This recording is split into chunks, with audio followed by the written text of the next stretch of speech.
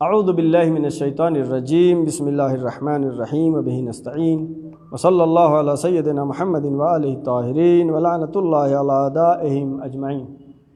تمام ناظرین و سامعین کی خدمت میں سلام عرض کرتا ہوں۔ جیسا کہ آپ معذور ہیں، سلسلہ دروس ترجمہ و تفسیر قرآن آپ تمام ناظرین و سامعین کی خدمت میں مسلسل پیش کیا جا رہا ہے۔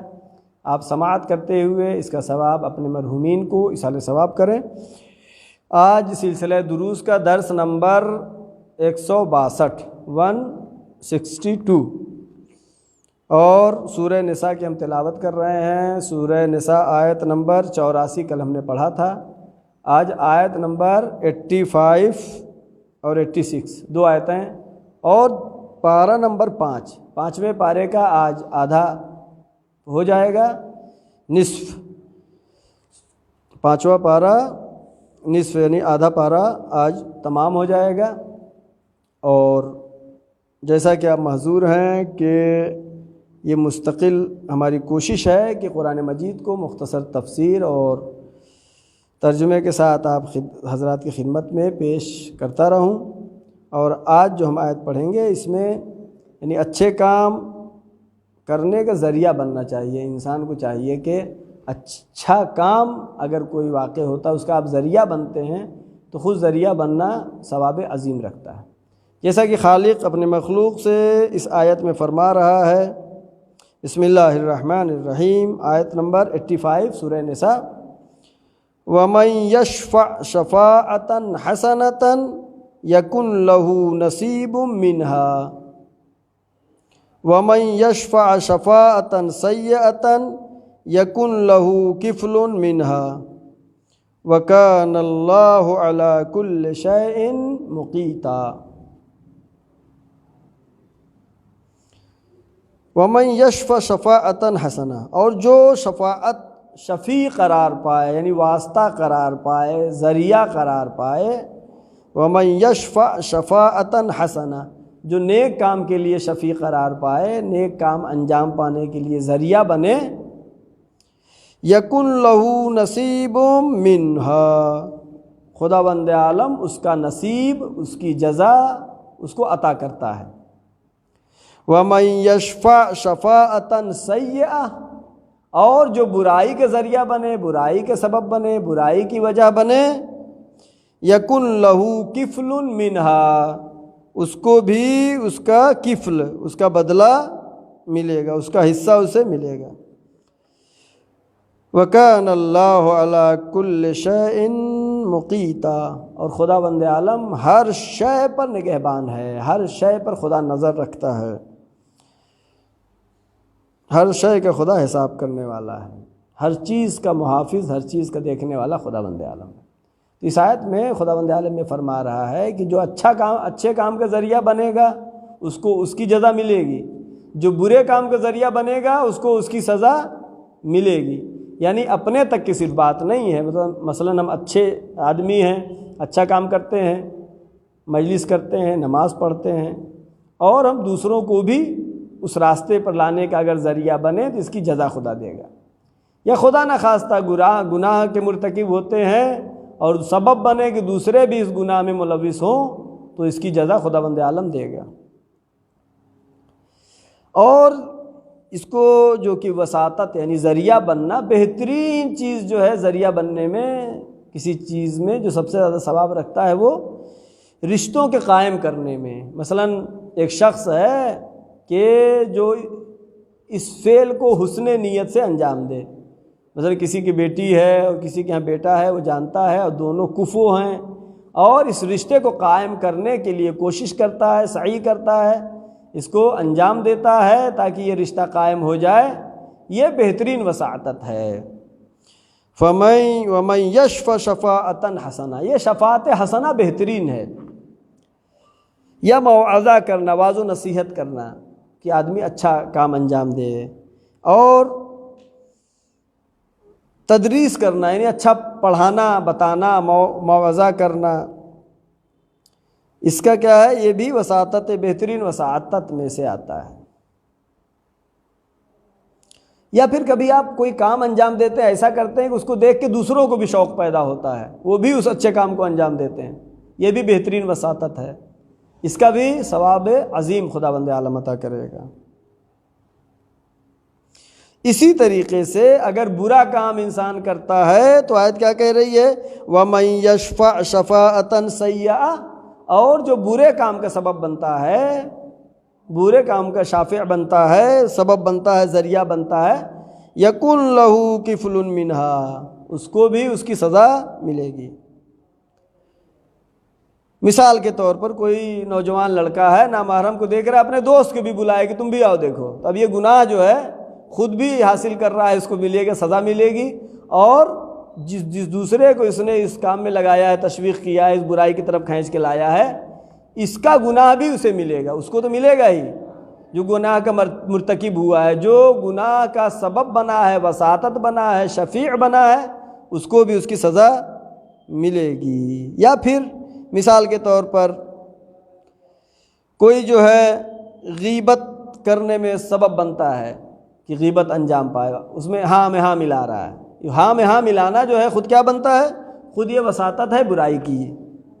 یا کوئی فتنے کے سبب بنے، کسی کے اوپر تہمت لگائے، یا پھر جو ہے کوئی فلم، کوئی سیریل ایسا جو کہ بدآموزی رکھتا ہو، غلط راستہ دکھاتا ہو، اپنے دوست کو کوئی بتاتا ہے، اس کا ایڈریس بتاتا ہے، اس کا لنک بھیجتا ہے، تب یہ جو گناہ کرے گا، اس کے گناہ میں چونکہ یہ سبب بنا ہے، اس گناہ کا جو سبب بنا ہے، جو شفیع جو سبب بنا ہے، اس کی وجہ بنا ہے، اس کو بھی اس کی سزا ملے گی۔ یعنی کہنے کا مطلب یہ ہے کہ اگر اچھائی میں سبب بنا ہے تو اس کا اجر ملے گا، برائی میں سبب بنا ہے تو اس کی سزا ملے گا۔ کوئی شراب پیتا ہے معاذ اللہ، خدا نخواستہ، البتہ محب اہل بیت کے لیے یہ تصور کرنا ناممکن و محال ہے، چونکہ محب اہل بیت کی پہچان یہ ہے کہ اس طرح کی برائیوں سے وہ پاک رہتا۔ اب کوئی خدا نخواستہ کوئی مومن ہے، شراب پیتا ہے اور کسی دوسرے کو بھی شرابی بنا دے تو کیا ہوا؟ اس کی سزا اسے ملے گی۔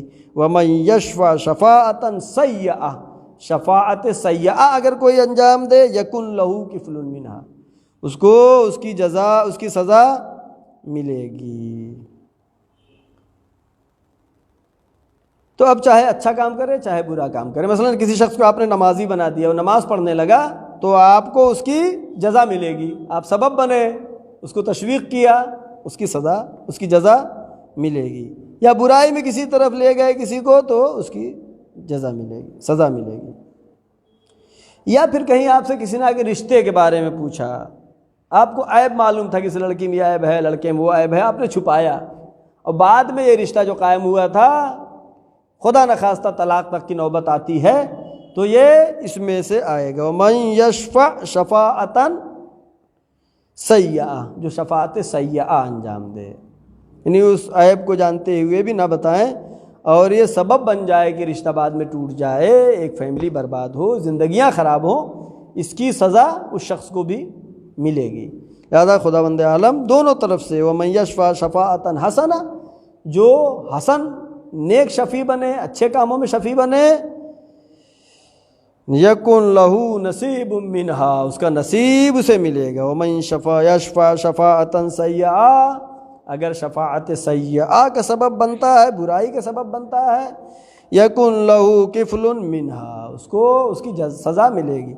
وَكَانَ اللَّهُ عَلَى كُلِّ شَيْءٍ مُقِیتًا، اور خداوند عالم ہر چیز پر نگہبان ہے، خداوند عالم ہر چیز کا حساب کرے گا، ایک ایک ذرے کا انسان کو حساب دینا ہے۔ لہٰذا صرف خود اچھا بننا کمال نہیں ہے، بلکہ دین اسلام اور دوسرے ادیان میں فرق یہ ہے، اسلام کہتا ہے خود بھی اچھا بنو، دوسروں کو بھی اچھا بناؤ، خود برائی سے بچو، دوسروں کو بھی برائی سے بچاؤ، خود گناہ سے بچو، دوسروں کو بھی گناہ سے بچاؤ، خود محبت اہل بیت اپنے دل میں بڑھا رہے ہو، ایمان بڑھ رہا ہے، دوسروں کے ایمان میں اضافہ ہونے کا سبب بنو۔ تو اگر یہ انسان سبب بنتا ہے تو اس کی جزا ملے گی، اور اگر برائی کا سبب بنتا ہے تو اس کی سزا ملے گی۔ اور آج کی آخری آیت، آیت نمبر 86، سورہ نساء آیت نمبر 86۔ وَإِذَا، اب یہاں پر اس آیت میں سلام کے بارے میں تذکرہ ہے، سلام کرنا، یہ ایک مسلمان کی پہچان ہے، اسلام کی پہچان ہے، بہترین چیز ہمارے پاس ہے۔ گڈ مارننگ کا وہ مطلب نہیں ہے جو سلام کا ہے، سلام علیکم، آپ پر سلامتی ہو، آپ کو کوئی بیماری نہ لگے، آپ کے مال کی سلامت ہو، آپ کے اہل و عیال کی سلامت ہو۔ سلام علیکم بہترین چیز جو اسلام میں ہے، اور انبیاء و ائمہ معصومین علیہم السلام نے ہم کو سکھایا اور بتایا ہے۔ کیا وَإِذَا حُيِّيتُم بِتَحِيَّةٍ فَحَيُّوا بِأَحْسَنَ مِنْهَا۔ وَإِذَا حُيِّيتُم، اور اگر کوئی آپ کو سلام کرے، فَتَحِيَّةً فَحَيُّوا بِأَحْسَنَ مِنْهَا، تو چاہیے کہ اس سے اچھا جواب دیا جائے۔ کسی نے کہا سلام، آپ کہیے وعلیکم السلام ورحمۃ اللہ، اضافی کر کے، جواب بہتر انداز سے۔ وَإِذَا حُيِّيتُم بِتَحِيَّةٍ، اگر کوئی آپ کو حیات کی دعا دے، حیات کی دعا کیا؟ سلام ہے۔ بِتَحِيَّةٍ، تحیہ، حیات، تحیہ مادہ حیات سے بنا ہے، اگر آپ کو کوئی حیات کی دعا دے یعنی سلام کرے، فَحَيُّوا بِأَحْسَنَ مِنْهَا، اس کو حیات کی دعا دو اس سے بہتر، اور ردوہا، یا اگر بہتر نہیں دیتے ہو تو کم سے کم اس کے برابر کا جواب دو۔ بہتر یہ ہے کہ اس سلام کا جواب اس سے بڑھ کے ہونا چاہیے جتنا اس نے سلام کیا ہے۔ ان اللہ کان علی کل شیء حسیبا، بے شک خداوند عالم ہر چیز کا حساب رکھتا ہے، ہر چیز کا حساب لے گا۔ اور یہ آیت جو کہ صرف سلام کے بارے میں ہے، البتہ اس کے مفاہیم اور بھی سرایت کرتے ہیں۔ مثلا کسی نے آپ کو گفٹ دیا، تحفہ دیا، ہدیہ دیا، تو اب اس سے بہتر آپ اس کو گفٹ دیجئے، نہ کہ جو اس نے تو ہمارے یہاں تو 100 روپیہ شادی میں دیا تو ہم 100 ہی روپیہ دیں، نہیں، اس سے بہتر ہونا چاہیے، اور اس چیز میں زیادہ خیال کرنا چاہیے۔ اگر کوئی غریب ہے، اس کی مدد ہو سکتی ہے تو چاہیے کہ جو ہمارا ہے اس سلسلے میں اس کی اس طریقے سے مدد کریں، اس سے بہتر۔ اگر کوئی سلام کرتا ہے تو سلام کا جواب بھی اس سے بہتر دینا چاہیے، اور دین اسلام کی تہذیب میں سے ہے سلام، بہترین سلام کرنا ثواب رکھتا ہے، سنت ہے، مستحب ہے، جواب دینا واجب ہے۔ سلام کرنے کے بہت زیادہ ثواب ہے، جواب دینا واجب ہے، ثواب بھی ہے۔ لہذا اسلام کی تہذیب میں سلام جو روایات میں ذکر ہوا ہے، اگر کہیں پر کچھ لوگ وارد ہو رہے ہیں کسی مجلس میں، کسی میٹنگ میں، کسی جگہ میں، جو کم لوگ ہیں وہ زیادہ لوگوں کو سلام کریں، مثلا ادھر 5 ہیں، بیٹھے ہوئے 10 ہیں، تو 5 10 کو سلام کریں۔ کم لوگ، اسلام کی تہذیب میں پہلا کیا ہے؟ کم لوگ زیادہ لوگوں کو سلام کریں۔ دوسرا کیا ہے؟ اگر سوار ہے آدمی، بائک پہ ہے، کار پہ ہے، سوار کو چاہیے کہ پیدل والے کو سلام کرے۔ جو سوار ہے وہ سلام کسے کرے؟ پیدل والوں کو۔ یہ سب فلسفہ ہے اسلام میں۔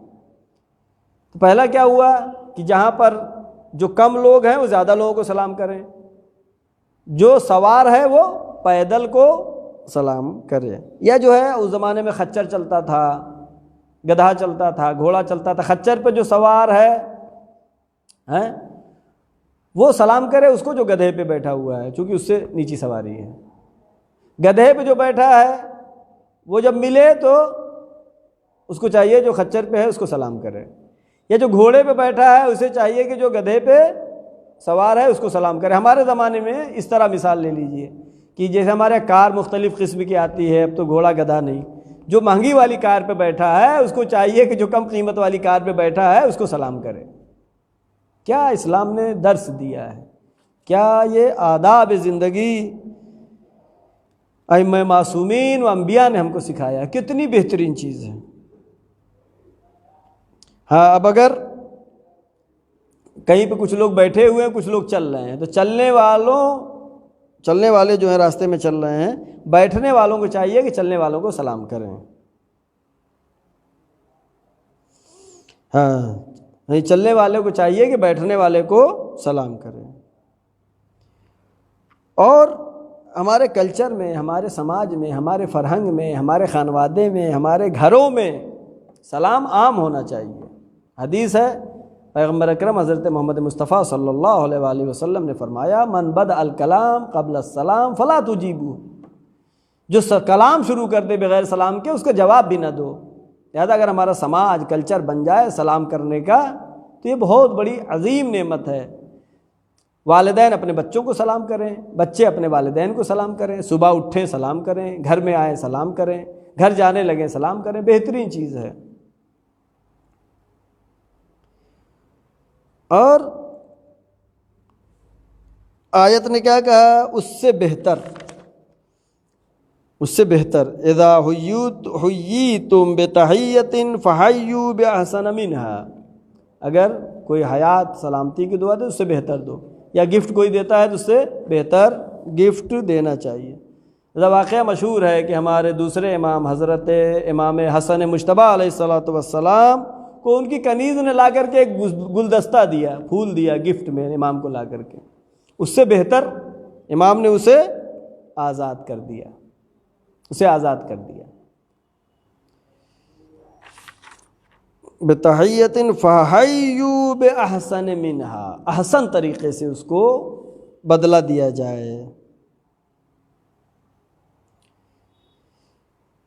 اور یہ جو ذہنوں میں ہے، فکروں میں بیٹھا ہوا ہے کہ چھوٹے کو چاہیے کہ بڑے کو سلام کرے، یہ سوچ غلط ہے۔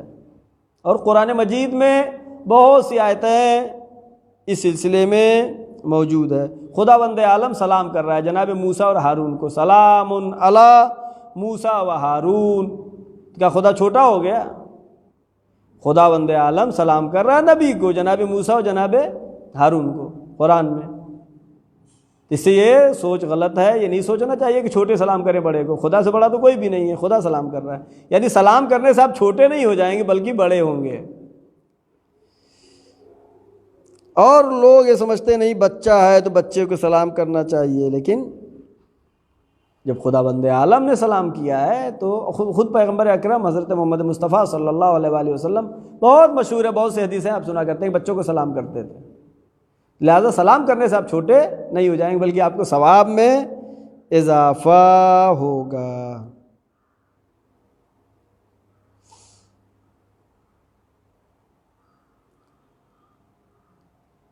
ہاں، اور ایک حدیث ہے جس میں پیغمبر فرماتے ہیں لا